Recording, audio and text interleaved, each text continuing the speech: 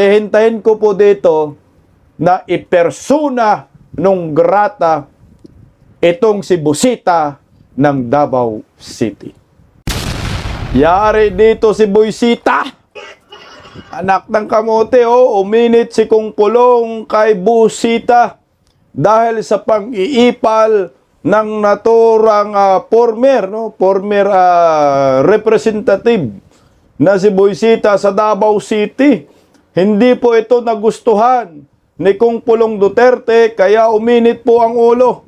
Binanatan po ni Kung Pulong itong si Busita. Damay po dito kasama si Tuta Soto.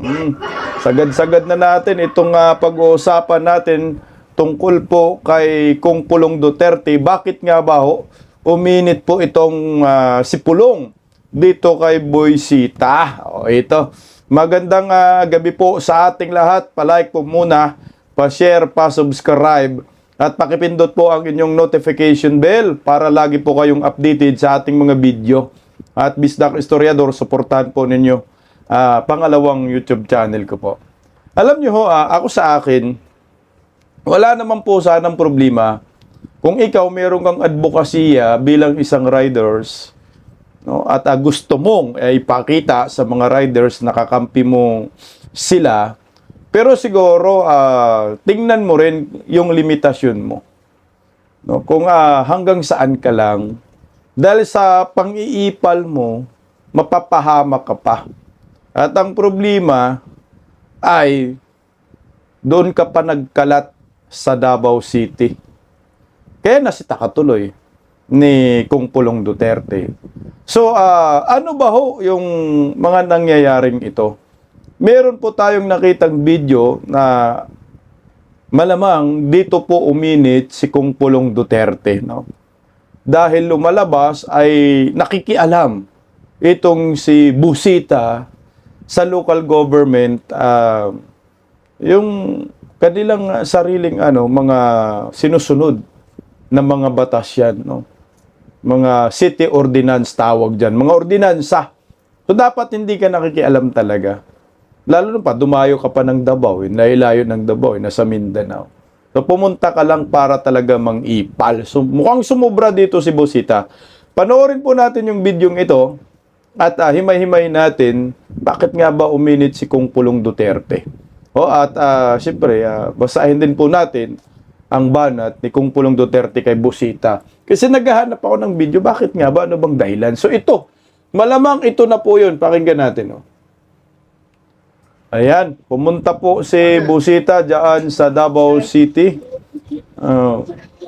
Opisina yan. Ikaw lang yung sinunod.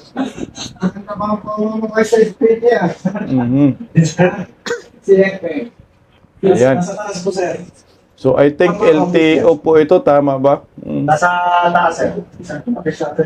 Hinahanap yung hippie. Ayan, welcome to home of Davao City finest riders. So, para talaga to sa mga riders. Ito, pakinggan po natin kung anong ordinansa ang pinapakialaman ni Busita. Official paper addressed to our mayor containing the next concern operations Sa Mapler. Oh. So, yung concern tungkol sa Mapler, yung tambotso na maiingay, di ba ho? Yun yung pinunta talaga ni Busita dyan. Ang Davao City kasi talagang mahigpit po dyan sa mga motorista na mayroong mga tambotso na maiingay. Di ba ho, nung panahon ni former President Duterte, inadapt din po yan, national. Hinuhuli talaga yung mga Mapler, yung mga tambotso, sinasagasaan. Ganun po ang mga Duterte. Kasi nga nakakadisturbo po yan. Ito yung concern ni Busita. Pumunta talaga ng Davao. Tapos hindi yan yung bumili ako sa isyo. Depende kung may kung may maingay. So, paano natin i-categorize na maingay? Maingay natin kasi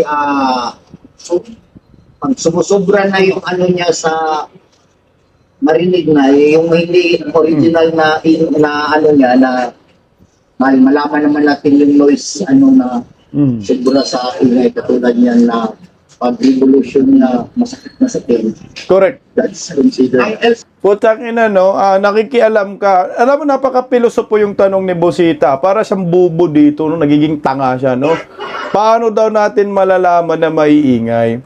Simple lang yan, Bosita. Akala ko ba rider ka? So ngayon, ikaw na rider ka, alam mo sa sarili mo.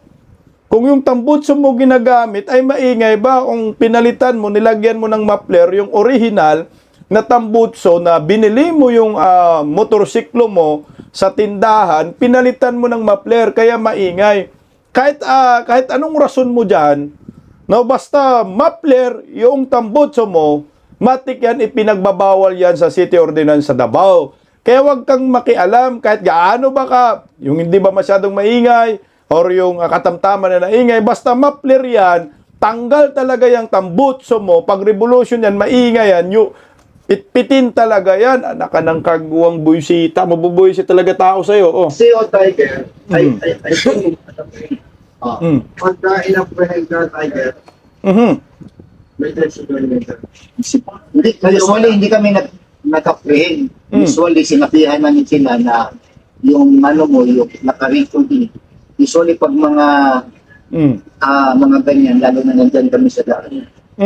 Nagdumaan sila sa amin. Hindi namin sila napihan namin yung tambutso. Kasi ito, and then we inform them na illegal yung tambutso. Hindi namin sila illegal format. Like, tulad ng pagbili niya, hindi na siya ito ang old stock niya. May modification na.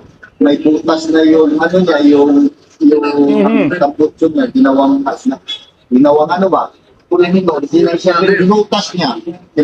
Anak ng kagawang kabuysita, no, sasabihin mo, paano nagiging illegal? Illegal nga dahil nilagay yung tambutso mo, muffler na, mabawal nga ho yung muffler dyan sa Davao. Kaya illegal, wag kang makialam sa City Ordinance. Ngayon, masyado kang galing-galingan yan at sinisita mo yung mga personnel ng Davao, mukhang wala ka na doon sa wala ka na sa lugar. Kumbaga, na-overpower mo na itong mga empleyado diyan sa Davao. Tapos ikaw, putang ina, or ano ka na, civilian ka na, hindi ka na kongresista, at saka ang layo po ng diba, taga Cavite ka, napunta ka sa Davao para sa muffler lang, anak na kamote. Oh. Hindi nga tuloy, sir. Awawa tuloy yung si sir. Nagrarason pa dito sa taong walang kwenta. Alam niya ng kailan ni sir. Sumaingay na yun. Okay? That's the time na sinabihan namin siya na sumusobra na yung motor niya. Sinisita pala, no? Sinisita lang muna, no? Uy, yung tambutso nyo, sobrang ingay. Ayusin nyo yan. Illegal yung pagkabit ninyo ng muffler. So, yun ang sistema. Sinabihan namin siya na siya ang isang surrender ng tambutso. So, pag nahuli ka pala dyan, no, nahuli ka sa Davao, automatic, yung tambutso mo, babaklasin mo yan, isosurrender mo. So, yun yung ordinansa, sabi man ni Sir. So, makikita mo naman, madetermine mo naman kung muffler po yung tambutso o hindi. Sila pa, araw-araw nasa kalsada. Kaya hindi mo po pwedeng sabihin mo ni Boysita na, uy, paano nagiging illegal? Ano ba yung batayan? Pinalitan mo na nga yung original mo ng tambutso na bumili ka, minumodify mo, pinalitan mo ng muffler. Tuloy, oh. So kasi hindi naman ako. Ang recommendation ng LTO, kapag nagli ka sa tambutso mo maingay, ng gasyon ng lugar. Meron kami niya. Kasi Tiger, unfair sa rider na i-apprehend natin na parang kaya wala ba sa level hindi. Pero kung pasado sa LTO, ang pasado sa LTO, hindi namin ginagalaw. Ang basis lang ng ginagalaw namin, yung yung laws na sa Clean Air Act, na may yung city ordinance, yun ang sinusunod namin. Pero kaya pag sinabi maingay, mabalik na naman tayo. Sige, pag sinabing maingay, sobrang ingay ka talaga. Alam nga namang sabihin natin na Oh. original pa rin yan. Tama ka dyan. Putang na, pilosopo lang dito si Busita. Hindi, ano pala yan? Hindi pala opisina ng LTO yan. Yung office na yan, parang traffic enforcer, tama ba? Traffic enforcer sila dyan. Sila po yung nanghuhuli ng mga maiingay ng mga motorsiklo dyan sa Davao. Yung may mapler. Baka may nagsumbong. Nagsumbong ba kay, kay Busita na hinuli sila dahil sa mapler, anak ng buang. Alam, Busita, wala kang karapatan dyan. Sa akin, kasi nga, city ordinance yan, Pwede ka mapersona non grata. Dahil yung city ordinance ng Davao City, stricto pa naman ho sila. Kaya nga disiplinado yung mga taga Davao dahil sumusunod sila sa city ordinance. Patakaran po ng Duterte diyan sa Davao. Kaya naging mayaman po ang bansang Davao. Ang syudad ng Davao. Sige nga, Di naman, wala naman nagbigay ng tindahan na maingay ang sasakyan niya. Correct. Paglabas ng sasakyan niya, publiko yan, walang video, dapat Di napahiya kayang buysita. Tama, wala namang mga distributor ng motorsiklo na nagbibigay sila ng kanilang paninda na maingay, may mapler, hindi ho talaga ganun. Siyempre yung kanilang motorsiklo ginagawa nila ay pumapasa yan sa standards. Kasi pag mapler yan, putsa ina, hindi po pwede, hindi yan aaprubahan ng ating gobyerno. Kaya hindi mo po pwedeng questionin, bakit mo sinisita, bakit mo inapprehend? Ibawal nga ho ng maiingay na motorsiklo sa Davao. O tuloy para fair. Dapat kumatanan na natin. Oo, ganun talaga. Magdala talaga. Ang request lang namin ng Tiger, pag sinari natin, tama. Kawawa naman Tiger kung pasado sa LTO, tapos pahuli. Kawawa naman ba? Usually, hindi naman talaga kami nabuli. Surrender there. Sila kung saan tumatanggal kasi against human rights yan Pag sinabi mo i-surrender, may command ka pa rin. Actually, hindi namin sinabi namin yung public mo, hindi na maingay na yung sinasundan na yun. Tanga mo, Busita. No? Siyempre, kailangan i-surrender mo yung mapler mo. Kasi nga, pinagbabawal dyan sa syudad. City ordinance yan Yan tayo Gusto mong baliin yung batas dyan sa Davao? Puta ka na. Talagang kung ako naman talaga pulong, manggagalaiti ako. Para bang gusto mo labagin yung city ordinance, babaliin mo, nakikiusap nga, wag mo lang i-apprehend, wag mo namang sabihin na i-surrender yung mapler. Kailangan mo nga i-surrender dahil bawal po yan sa Davao City. Kung gusto mo magkabit ng mapler, hindi labas ng Davao City. Doon ka magkabit. Bago ka papasok ng Davao, tanggalin mo muna yung mapler mo. Ganun lang kasimple. Ang tanga naman ng mga rider na ito, sinabing ang bawal ng mapler, tigas talaga ng ulo nyo. Yan tayo, kaya hindi tayo masinso sa Pilipinas dahil mayroong mga ganitong klaseng mga tao na tinutolerate yung mali at gusto pang baliin ang city ordinance dyan sa Davao City. Davao City pa talaga, Ano bang purpose ng taong ito? Ina-accept mo yung tinatanggal yung mapler. Oo, tinatanggal na silang puro kung naglalagos na, nag-duty kami dyan. So, yung kanilang policy, habang ngayon, meron dyan sa daan. Kaya, ang suggestion ko sana, with respect sa inyo, wala namang masama kung susunod natin yung i-implement natin. Kami talaga, sinusunod namin kami. Wala talaga kami paupuan sa sarili kami. Sinusunod namin lahat. Ano mo nasa bakit kami. Alam mo, bigyan ng citation, violation sa YouTube natin. Wala kami sinusunod. Hindi kayo nag-compete yan ng lisensya.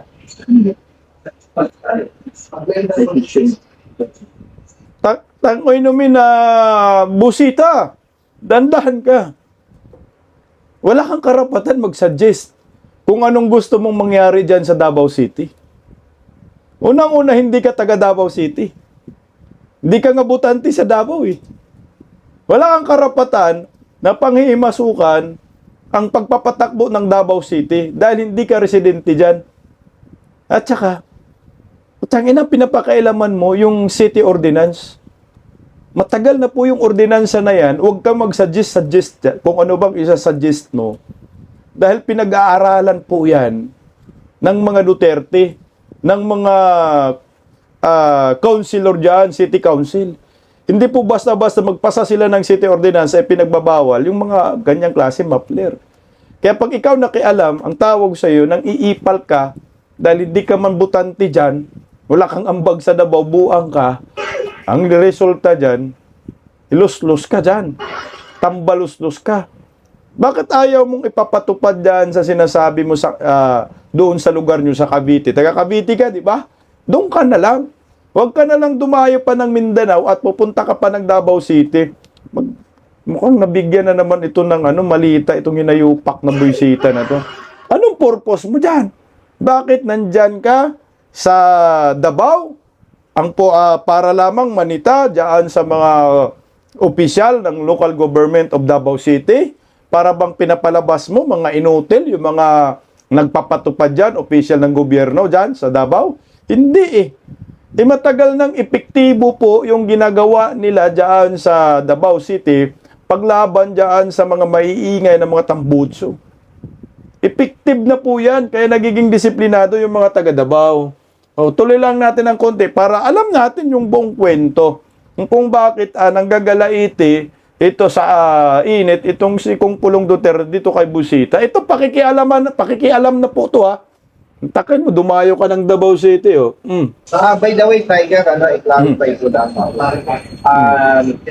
Pag pinala naman tayo, ako naman, advocate, never namin ipagsanggol kung mali ang rider ko. And we are here hindi para makialam, hindi para mag-dicta. Ina-clarify lang namin ang issue. Hindi makialam? Hindi nagdikta? Nagdidikta ka na eh. Nakikialam ka na, nagsasuggest ka na eh. Kinaklarify ang issue. Nagsasuggest ka na, nagdidikta ka na, kini-question mo na yung kanilang ginagawang operasyon, batas, city ordinance, dyan sa Davao City, patungkol sa mapler. Wala na. Ganun na po yung pagtingin ng mga taga Davao sa iyo. Kaya nakakatakot po, Buisita, dahil pumalag si Kong Pulong Duterte, baka hindi ka na po makapunta ng Davao. Hindi nga talaga. And nire-respeto namin kayo. Ang gusto lang namin talaga ma-implement ng tama batas ng Republic. Putang ina, oh. Anong gusto mong gusto nyo lang ma-implement ng tama? Ulul.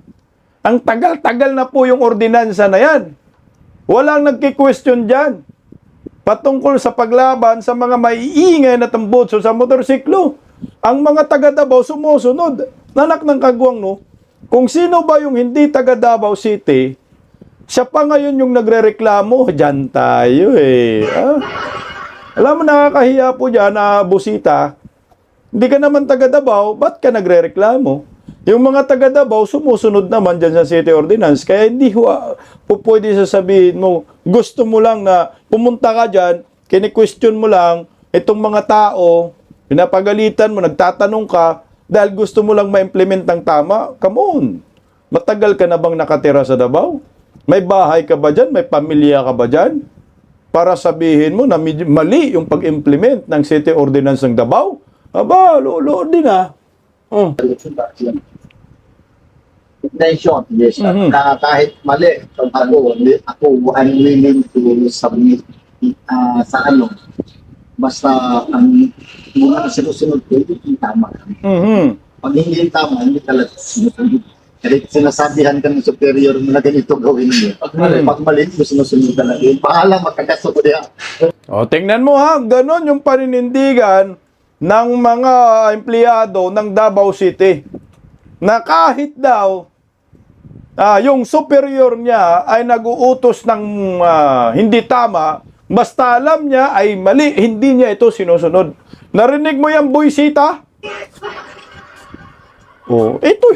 Ito yung tinatawag ng mga disiplinang mga empleyado. At saka putang ina, nakaka-insulto yan sa City Government of Davao. na pumunta ka lang yan for what? Pang-iipal, pangkukupal, magaling-galingan, di ka naman magaling, kaya talo ka nga sa pagkasenador eh. Di ba? No, tumakbo ka sa pagkasenador, hindi ka binoto dahil nagiging tuta ka ni Tambaloslos. Ngayon, ang lakas ng loob mo, pumunta ka ng Davao City, magdadakdak ka, sisitahin mo yung mga traffic enforcer, mga opisyal dyan sa Davao City, dahil gusto mo daw itama yung ma-implement yung city ordinance ng maayos, anak ng kaguwang eh. Kung sino pa yung walang bilang sa Davao, sila pa yung dakdak ng dakdak. Tuloy oh. Ano po, Lawrence, ako gusto ko rin yung ano yung kasi naglilingkod ka sa buong Pilipinas. Nakasasayang lang ba kasi pagtakbo mo kung sinunod ko sa ano, idol kita talaga. May laban. Tayo. Idol, wag mo nga idol yan, sir. Anak ng kagwang mo. Ano yan, traidor yan. Trinidor yung mga Duterte dyan. Kaya wag nyo pong idolin yan. Ipal yan, kupal yan. Hindi nga nagustuhan ni Kung Pulong Duterte yung ginagawa niya. Okay, so, sige, tuloy natin. Baka para makita lahat kung anong nangyayari, oh. Wala ako Tiger plano na pumasok sa politika. Pero maganda yun, sir, yung ginagawa mo. Nakita ko lang, Tiger, kawawa yung pakita. Thousands Filipino namamatay sa road process. Hindi nabibigyan ng attention. Ano daw sabi niya? Wala daw siya planong papasok sa politika. Tumakbo ka nga sa pagkasenador, buang ka. Ginamit mo nga yung mga rider sa Davao para sa sariling interest mo. Anak ng kamote ka, nung walang planong tumakbo. Hindi na-address. And ang daming maling panguhuli. Kaya pag may balita, may information, pinavalidate yun. Ako rin, may mas gusto ko nga yung ginagawa niya is information campaign man na you spread yung advocacy yung para sa mga riders, lalo na sa mga motorsiklo. Kasi lahat tayo. Sir, wag mo nga yang yan, sir. Walang kwenta yan, sir. Manggagamit yan, eh. Ako nga, kung ako dyan, hindi ko yan sasagutin. Bakit pa kita sagutin, sir? Hindi ka naman taga Davao, sir. Malis ka na lang, sir. Wala kaming pakialam sa'yo. Basta kami dito kung anong utos ng City Government of Davao, yung ordinansa, sinusunod namin yan dahil pinapasa. Ito po yung kinainitan po dyan ni Kung Pulong Duterte. O ito ha, hindi po nagustuhan ni Kung Pulong Duterte ang paninita ni Busita sa, I think, Davao City Traffic Enforcer po tungkol sa Mapler. Alam mo kasi yung Mapler kasi, City Ordinance po yan, matagal na po talaga yan. Pinipit-pit po yan. Ito po yung sabi ni Kung Pulong Duterte. Basahin ko lang yung medyo mahaba po yung post ni Kung Pulong Duterte sa kanyang social media. O narito po ha, para sabihin natin. Kasi nga ako sa akin malaking insulto po yan para sa part ko. No? Sabi ni Kung Pulong Duterte, nakapagtataka talaga sa laki ng Pilipinas, dito pa sa Davao na piling umiksina ni Mr. Busita.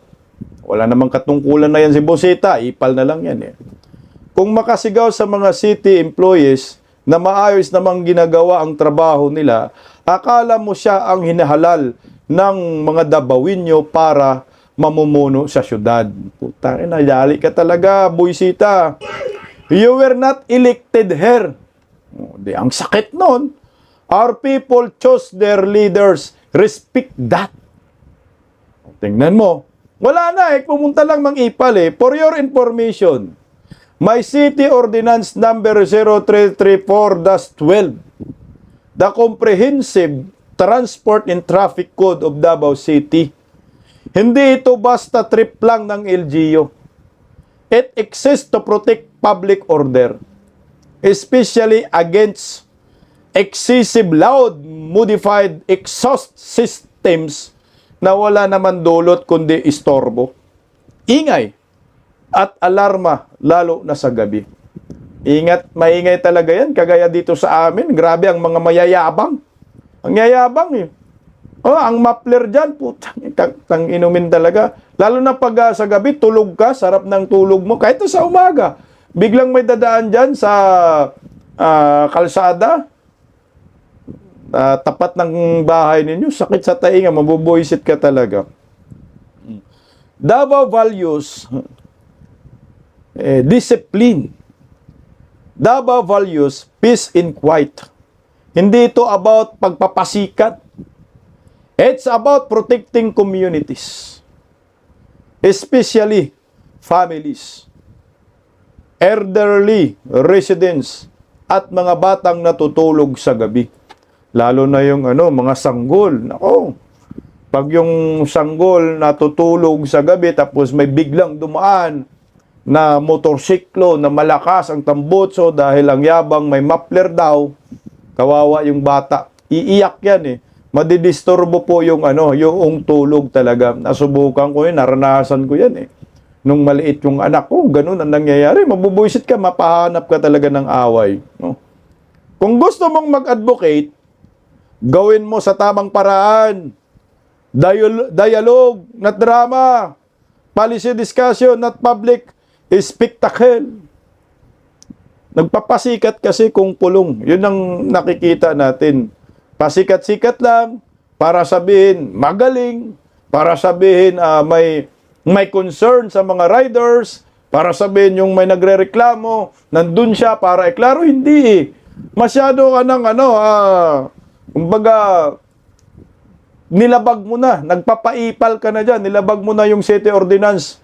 Masyado ng Uber ang pag-react mo dito. Akala mo naman may posisyon ka pa rin sa gobyerno, anak ng kagwang. O ito. At kung sa tingin mo, harmless ang bura-bura pipes, kasi tawag dun sa Davao, bura-bura pipes eh. Pwede naman siguro nating subukan. Dalhin natin sa tapat ng bahay mo. Akay ko. Sabay-sabay paanda rin sa 10 oras ng gabi, anak ng kagwang. Tingnan natin kung hindi ka ba mabuwisit. Tama naman eh. Bakit mo kasi kini-question yung anak ng kagwang muffler ordinance ng City Davao? Masyado ka ng mayabang dyan, buwisita. Iwan ko lang kung hindi ka mabuwisit dyan. Ingay na yan, tapos sabay-sabay, mga 10 ganyan. Sige nga. Diyos ko, away abutin. Tuloy natin, sabi ni Kong Pulong Duterte, principle is easy to defend when it's not your neighborhood affected. Kaya nga, siya, taga Cavite naman, pumunta ka pa ng Davao City, anak ng kamuti ka, oh. Sa mga Davawin yung motorista, sumunod tayo sa batas. Tama. Huwag kayo sumunod kay busita. Kung may kailangan amyendahan ang ordinansa, may proseso. Dadaan talaga yan sa City Council yan. Hindi pwedeng pag-grandstanding dyan.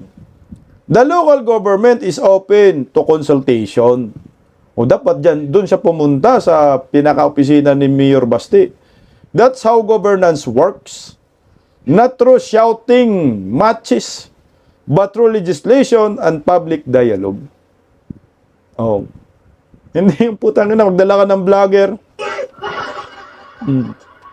Tapos mag-criticize ka, o magmayabang ka, at sasabihin mo may problema ang pag-implement ng city ordinance. Sino ka ba? Taga Davao ka, buang ka.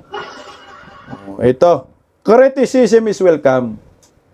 Okay naman, wala namang problema sa criticism. But arrogance is not. Aray ko. Davao will always choose order over noise. Naman. Mas maganda yung tahimik kaysa maingay, anak ng kamote. Maingay na nga yung asawa mo, maingay na nga yung nanay mo. Pati ba naman yung mga tambutso mag-iingay pa? Ayaw syagit, oh. Huwag kang mag-ingay dyan. Huwag kang mag-iingay dito, bay. O, itatagalogin na natin. Huwag kang mag-iingay dito. Kay ikaw lang ang bingi. Hindi na marinig yung muffler, sabi. Eh ba hindi marinig dahil bungol? O, ito tayo ngayon. Alam mo, nakakahiya yan. Taga Cavite ka.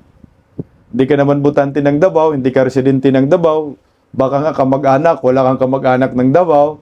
Pero nang iipal ka, pumunta ka dun sa syudad at kini-question mo yung mga city ordinance ng local government unit ng City of Davao, putang ina, nakakahiya yan. Ewan ko kung papalampasin po ito ng ibang mga taga Davao, mga Dabiwinyo, pero malamang pinutaktin na rin po siya sa social media. Nakikita ko, maraming negative comment laban po dito kay Busita. Talagang makakatikim ka ng criticism dyan, Busita, at bubugbugin ka talaga sa social media ng mga DDEs, ng mga Dabawinyo, kasi tama lang naman ho talaga. Kasi bakit ka nakikialam sa syudad na wala ka dapat pakialam? Bakit ka nakialam sa isang city ordinance na hindi ka man residente dyan? Yan ang mahirap dyan, di ka nga butante. Nakilala ka lang naman dahil sa mga asta mo na ganyan, ginagamit mo yung mga riders, pero wala na rin po sa lugar yung mga inasal mo dito, Busita. Dahil ang tinatamaan po ay yung ordinansa ng Davao. Hindi po pwedeng sundin ka. Kung ano po yung city ordinance, ipapatupad ng isang syudad. Hindi lang naman po Davao ang may city ordinance. Marami pong syudad na lahat merong city ordinance. Ngayon, kung pinagdiskitahan mo yung city ordinance ng Davao, pakisabi po doon sa rider ko no, na meron bang nagreklamo na rider, na wag na lang po tumira ng Davao dahil sa Davao City, ang mga tao dyan ay mga disiplinado. Yung lugar na yan para lamang sa mga disiplinadong tao. Kaya ikaw, Busita, kung itotolerate mo yung mga kagagawa ng mga riders na hindi maganda, bawal ka sa Davao. Umuwi ka na lang ng Cavite at manguyot ka na lang. At hihintayin ko po dito na ipersona nung grata itong si Busita ng Davao City. Yan ang pinakamagandang sukli dyan. Pakinggan rin po natin itong banat naman ni Kung Pulong Duterte dito kay Tuta Soto. O tuloy na natin si Kung Pulong. Nabihira lang natin makukontent ito, sagad-sagad na natin. Dahil sinita rin po ni Kung Pulong Duterte yung statement ni Tuta Soto patungkol po sa mga nagsampa ng kaso sa kanya sa Korte Suprema na indirect contempt na bunga nga ho sa pagkwestiyon ng naturang School Bukol One Ball University na si Tuta Soto, yung pagbasura po ng Korte Suprema sa Article of Impeachment na sinasabi po nila na ito ay unconstitutional. Binoto po yan ng unanimous decision at nagkaroon pa ng motion, sim pa rin, hindi pinagbigyan, unanimous decision pa rin, consistent ang decision ng mga hurado, ay illegal, no? Unconstitutional ang naturang impeachment. Doon po nag-umpisa. So ngayon, sinampahan po, nakaraang araw, itong si Tuta Soto ng indirect contempt sa Supreme Court. Ito naman yung sagot ni Tuta Soto dito na hindi naman nagustuhan ni Kung Pulong Duterte. O, ito po. Ang sabi ni Tuta Soto dito, the recent petition for indirect contempt filed against me by Attorney Ferdinand Topacio is a nuisance suit. It has no legal or factual basis. It is a mere publicity stunt. Publicity stunt lang daw, wala daw basihan. Paano po nagiging walang basihan yung pagsampa ng indirect contempt sa inyo, Tuta Soto, alam ng sambayan ng Pilipino, tahasang mo sinasabi sa mga interview, sa mainstream media, may mga post ka pa, na hindi mo nagustuhan ang pagdesisyon ng Korte Suprema sa pagbasura ng impeachment laban kay Vice President Inday Sara na pagdeklara ng unconstitutional. Meron ka pang dagdag, overreach daw ang ginawa ng Korte Suprema. Kaya ang nangyayari, gusto mo ay magkaroon ng chat-chat-chagi. Bulbul ka na ba? Gusto mo ng chat-chat, Tuta Soto? Na hindi naman ho yan hinayaan ng mga kagayang abogado ni Atty. Ferdinand Topacio, yung pambubuli mo sa Korte Suprema, yung pagki-question mo ng kanilang integridad at kanilang desisyon, ang pagdesisyon, ang pagpuna mo sa kanilang pagbalangkas ng batas sa ating bansa, hindi po yan karapat-dapat. Kaya dapat talaga masampahan ka ng indirect contempt at makulong kang buang ka. O, ito. Ang sabi po dyan ni Kung Pulong Duterte, sagad-sagad na natin si Kung Pulong Duterte. O ito statement ni Kung Pulong Duterte tungkol po sa pahayag ni Tuta Soto na public publicity stunt lang daw yung pagsampa sa kanya ng indirect contempt. Takot siguro itong makulong, no? Sabi ni Kung Pulong Duterte, so kung ordinaryong vlogger, mabilis lang i-contempt. O, di ba doon? Dami nilang kinokontempt ng mga vlogger eh. Lalo na sa Kongreso. Pero kung si Senate President magpa-impeach the justices, biglang simply express disagreement? How convenient. Separation of powers is not optional. Hindi ito buffet na piliin mo lang kung alin ang masarap. The judiciary is not your committee hearing na pwede nyo i-grill kung hindi ka sang-ayon sa kanilang ruling.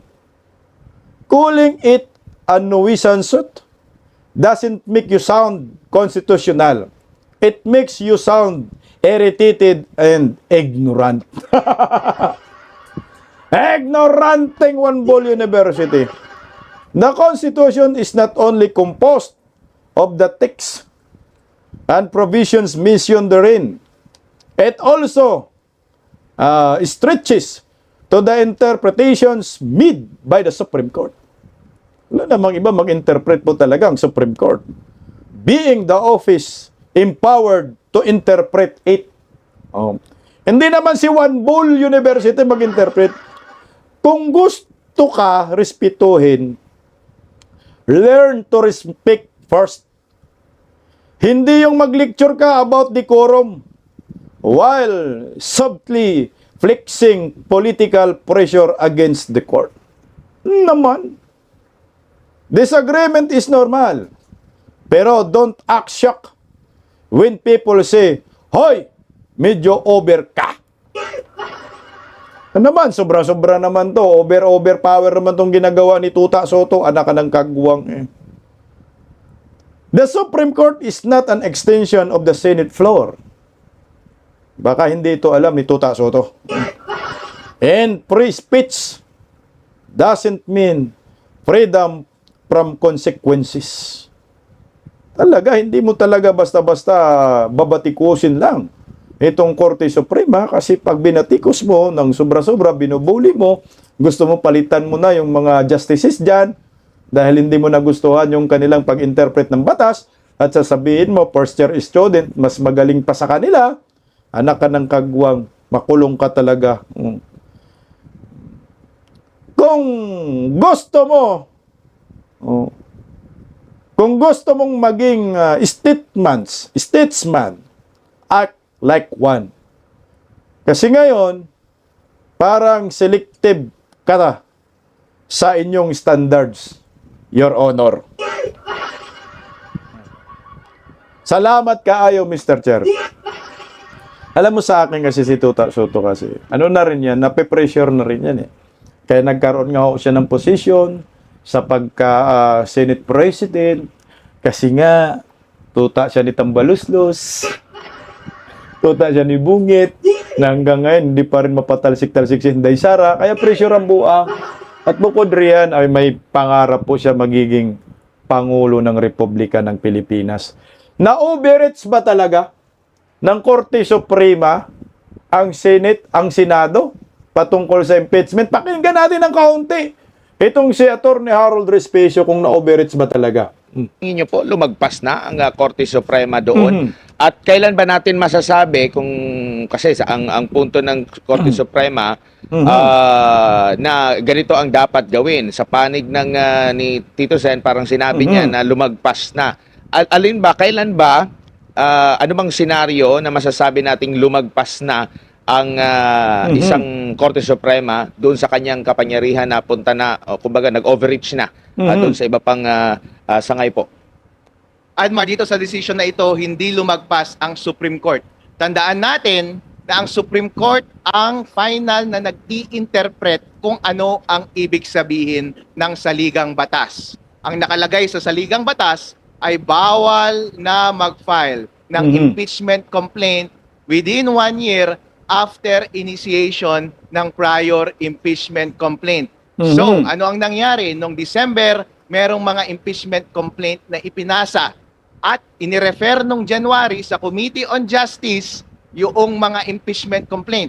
Ayon sa Supreme Court, yun yung point na initiated na yung impeachment complaint. At from there, bawal nang magsampa pa ng impeachment complaint within 1 year. Pero ano ang ginawa ng House of Representatives? Noong February ng 2025, nagpasa sila ng complaint through votes ng 1/3 ng members of the House para isubmit na yung articles of impeachment papunta doon sa Senado para umpisahan na yung impeachment trial. Tandaan ninyo, yung ginawa ng House of Representatives noong February ay hindi pareho sa mga impeachment complaint na nai-refer na sa Committee on Justice. Therefore, yung ginawa nila noong February ay within the 1-year bar rule. In other words, in-apply lang naman ng Supreme Court kung ano ang isinasabi sa batas. Kasi nga naman, hindi pwedeng sunod-sunod-sunod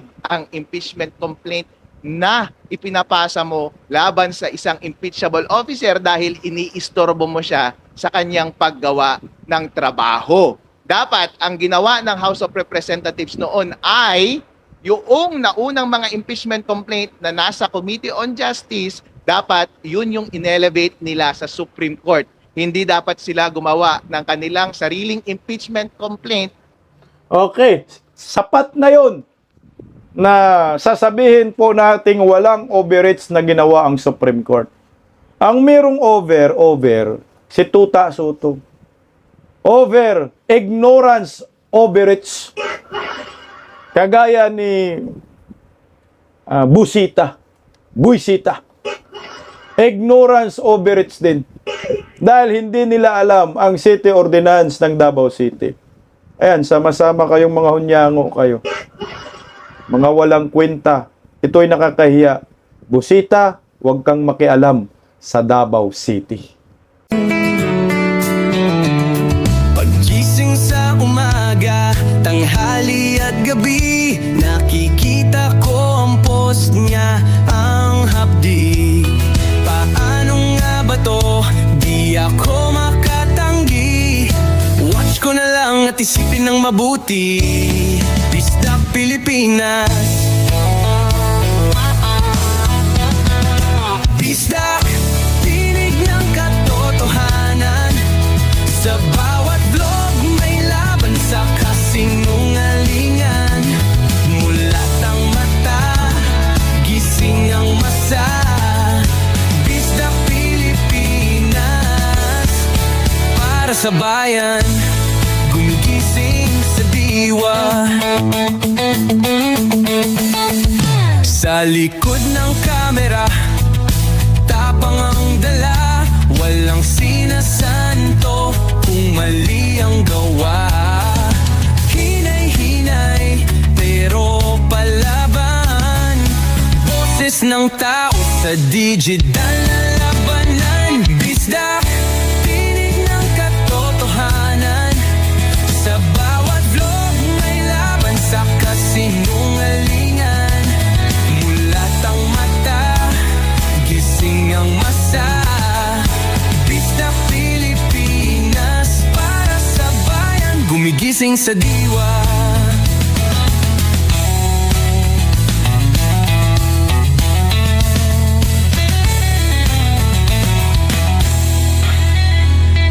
Hindi artista, hindi politiko, pero ang katotohanan, sigaw niya ay buo. Sa YouTube o Facebook man siya makita, may aral ka pa rin, may uri sa bawat salita. Bisdak, gising sa katotohanan.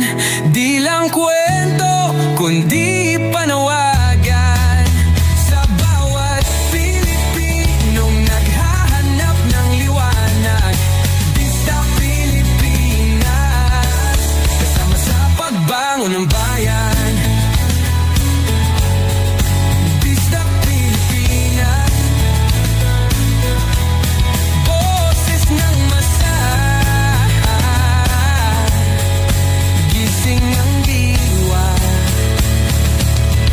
ilog mo, may pag-asa.